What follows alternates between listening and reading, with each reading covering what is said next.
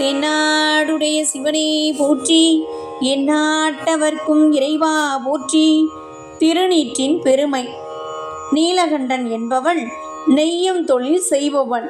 செய்யும் தொழிலே நெய்யும் தொழில் சிறந்தது. நீலகண்டன் ஓய்வு ஒளிதல் இன்றி கண்ணும் கருத்துமாக நெய்வான். அவனுடைய துணி அழுத்தமாகவும் வளமையாகவும் இருப்பதால் மக்கள் அவனிடம் பிரியமாக வாங்கிக் கொள்வார்கள். துணி நெய்வதால் வருவாய் குறைவாகத்தான் வரும். வறுமையாகிய சிறுமையில் வாடினான். அவன் மனைவி கலாவதி நல்ல சிவபக்தி பூண்டவள், திறமையும் ஒழுக்கமும் உடையவள். பூஜை, கோயில் வழிபாடு, செபம் முதலிய நித்திய கர்மங்களில் வலுவாது நிற்பவள். நீலகண்டனுக்கு இவைகள் செய்ய நேரம் கிடையாது. விடியும் முன்னரே தரையில் அமர்ந்து நெய்ய தொடங்குவான். தரையில் இருந்தபடியே மனைவி தரும் கேழ்வரகு கூழை குடிப்பான். மாலை நேரம் வந்ததும் தரையை விட்டு இறங்கி உண்டு களைத்து உறங்கி விடுவான். அந்த ஊரில் குருநாதர் வந்து எல்லோருக்கும் சிவதீட்சை தந்தார்.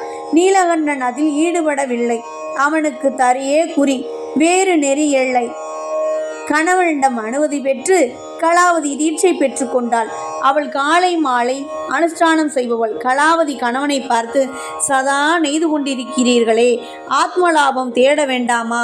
நீரும் தீட்சை பெற்று காலை மாலை 10 நிமிடம் பஞ்சாட்சரம் சபம் செய்யுங்கள். உடம்பை வளர்ப்பதோடு உயிரையும் வளர்க்க வேண்டும். உயிருக்கு உறுதி செய்வது 5 எழுத்து என்னும் இதம் பாதமாக சொன்னாள். 5 எழுத்து என்னும் இதம் பதமாக சொன்னாள். நீலகண்டன் கலா, நீ செபம் செய், நான் வேண்டாம் என்று தடுக்க மாட்டேன். நான் நெசவாளி, எட்டி பார்த்தால் 8 இலை குறையும். எனக்கு அனுஷ்டானம் செய்ய நேரம் கிடையாது என்று கண்டித்து சொல்லிவிட்டான். தற்செயலாக குருநாதரை அச்சமயம் அங்கு எழுந்தருளினார். கலாவதி அவரை வணங்கினாள். நீலகண்டன் தரையில் இருந்தபடியே கும்பிட்டான். கலாவதி இட்ட ஆசனத்தில் அவர் அமர்ந்தார். குருநாதர், அப்பனே, நீ தீட்சை பெற்று சில நிமிஷம் வழிபாடு செய்யலாமே என்றார். சுவாமி, மன்னிக்க வேண்டும். என்ன செய்வேன்? நான் ஏழை நெசவாளி. பஞ்சுபடாத பாடுபட்டு கஞ்சி குடிக்கிறேன். எனக்கு நேரம் கிடையாது. உங்கள் ஆசீர்வாதம் இருந்தால் அதுவே போதும். ஏழை ஈடேறுவேன் என்றான் நீலகண்டன். நல்லது, உனக்கு சிவபெருமான் கருணை புரிவார். திருநீறு பூசிக்கொண்டு 1 நிமிஷம் சிவமூர்த்தியை தியானம் செய்யலாமே என்றார். சுவாமி, அந்த நிமிஷத்தில் ஒரு விரற்கடை நெய்தால் வயிறு நிரம்பும் என்றான். அப்படியா? ஒன்று செய், திருநீறு தரித்த முகத்தை தரிசித்து விட்டு பின்னராவது கஞ்சி குடி. இந்த ஒரு நியமனத்தையாவது செய் என்று சொன்னார். அப்படியே செய்கிறேன். குருநாதர் போய்விட்டார். பக்கத்து வீட்டில் பரமசிவம் என்ற குயவர் வாழ்ந்து வந்தார். அவர் சிவபூஜை செய்பவர். எப்பொழுதும் நெற்றின்றைய திருநீர் அணிந்திருப்பார்.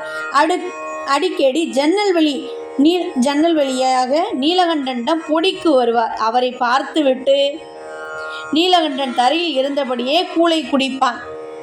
இவ்வாறு சில தினங்கள் கழிந்தன. ஒரு நாள் பரமசிவத்திற்கு 5 காசு கிடைக்க பொடி வாங்கி வைத்தார். இதனால் பொடி கேட்க வரவில்லை. நீலகண்டனுக்கு கடும் பசி. திருநீற்று முகத்தை பார்த்த பிறகுதானே சாப்பாடு. இந்த நியதியில் உறுதியுடன் இருந்தான். பாழாய் போன பரமசிவத்தை காணாமே, வயிறு பசிக்கிறதே என்று மனம் நொந்தான். வேறு வழி இல்லை. தறியை விட்டு இறங்கினான்.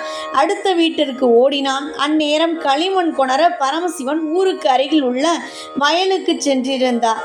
நீலகண்டனுக்கு மேலும் ஏமாற்றம். வயலுக்கு ஓடினான்.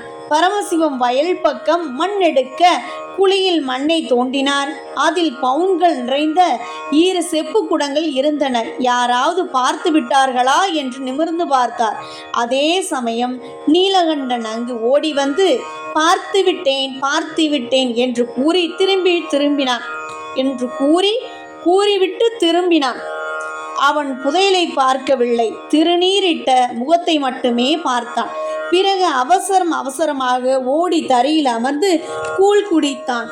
புதையலை எடுத்து மறைத்துவிட்டு வீட்டுக்கு வந்த பரமசிவம் இரகசியமாக கலாவதியை அழைத்து, அம்மா, 2 புதையல்கள் கிடைத்தன. உன் கணவர் பார்த்துவிட்டு வந்தார். வெளியே சொன்னால் அரசாங்கம் அபகரித்து கொள்ளும். ஒன்று உனக்கு, மற்றொன்று எனக்கு.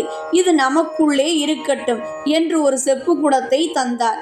கலாவதி கணவனை பார்த்து, நீர் பரமசிவத்தை பார்க்க சென்றீரே, என்ன பார்த்தீர் என்று கேட்டாள். என்ன பார்த்தேன்? உன் தலை. விபூதி பூசிய அவர் முகத்தை தான் கண்டுவிட்டு வந்தேன் என்றார். கலாவதி நடந்ததை கூறி புதையலை காட்டினான். நீலகண்டன் ஆச்சரியமடைந்தான். நியதியாக திருநீறு பூசியதை பார்த்ததற்கே இப்பயனா? இனி நானே திருநீறு பூசி ஈடேறுவேன் என்று எண்ணி தீட்சை பெற்று சிவபூஜை செய்து செல்வச் செழிப்புடன் வாழ்ந்தனர். தென்னாடுடைய சிவனே போற்றி, எந்நாட்டவர்க்கும் இறைவா போற்றி.